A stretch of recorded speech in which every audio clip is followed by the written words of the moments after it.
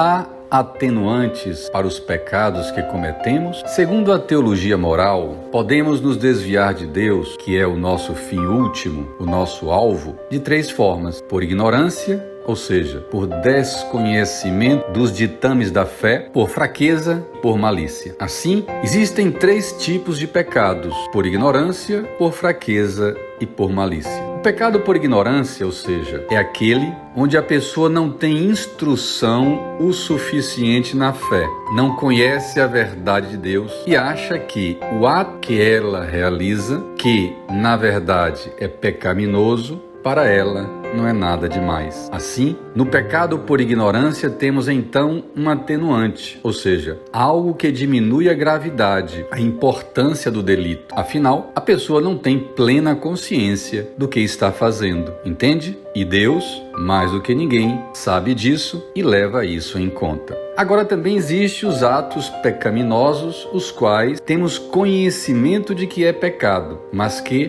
acabamos cometendo por causa da nossa fraqueza. Sim, pois nós somos seres humanos que, após o pecado original, ficamos com a nossa natureza humana decaída, fazendo com que aqueles apetites, ou seja, aqueles desejos que Deus colocou em nós, concernentes à nossa dimensão animal. Então, o pecado original faz com que aqueles apetites estejam um pouco rebeldes em nós, ou seja, os apetites da carne, entre aspas, que é a realidade da natureza humana marcada pelo pecado original. Quais são? O prazer da comida, da bebida, do sexo. Essas realidades, então, tendem a nos puxar para atividades que podem ser pecaminosas. Por exemplo, comer não é pecado, mas nós podemos pecar comendo em excesso, que é a gula. O sexo casto também não é pecado, mas desregrado, fora do casamento, ele torna-se um pecado. Você beber um pouco com moderação não é pecado, mas se você se exceder, embriagando-se, aí sim você vai estar pecando. Então, esses pecados são pecados de fraqueza, ou seja, quer dizer o seguinte: você não tem a força de resistir a este impulso da nossa natureza animal humana, que, infelizmente, por causa da mancha do pecado original, provocou uma desordem dentro de nós e assim leva-nos ao pecado por fraqueza. Por exemplo, é aquela pessoa que tem uma tendência para o álcool, para a droga, para o sexo desregrado, mas estas pessoas têm um impulso interior, um desejo desordenado que eles levam a pecar. Já nos pecados de malícia, nós não temos nenhum impulso interior que nos leve a pecar. Por exemplo, o pecado do poder, da glória, do dinheiro, da inveja. Essas coisas não têm nada a ver com a dimensão animal da natureza humana. Afinal, nenhum ser humano tem no intrínseco do seu ser uma necessidade essencial, genuína para o poder, para a glória, para o dinheiro, para a inveja. Mas temos para a comida, para ingerir líquidos, para o sexo.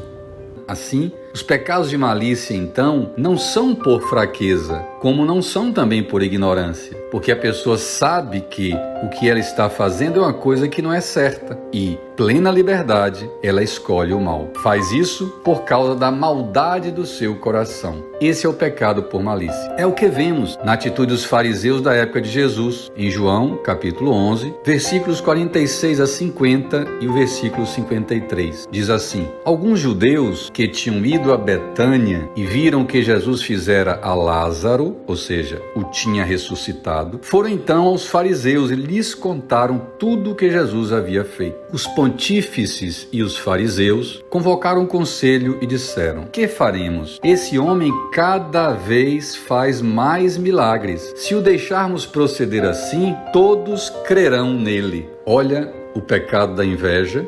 E os romanos virão e arruinarão a nossa cidade e toda a nação. Vejam, a preocupação dos fariseus com a perda do poder deles e também a perda do status quo deles. Um deles, chamado Caifás, disse-lhes: vós não entendeis nada, nem mesmo considerais que convém a vocês, ou seja, fariseu, incluindo naturalmente ele, Caifás, que era fariseu, que morra um só homem pelo povo e que não pereça toda a nação. E desde aquele momento resolveram matar Jesus. Olha o pecado concreto. Veja então o que motiva a morte de Jesus: a inveja e a luta pelo poder.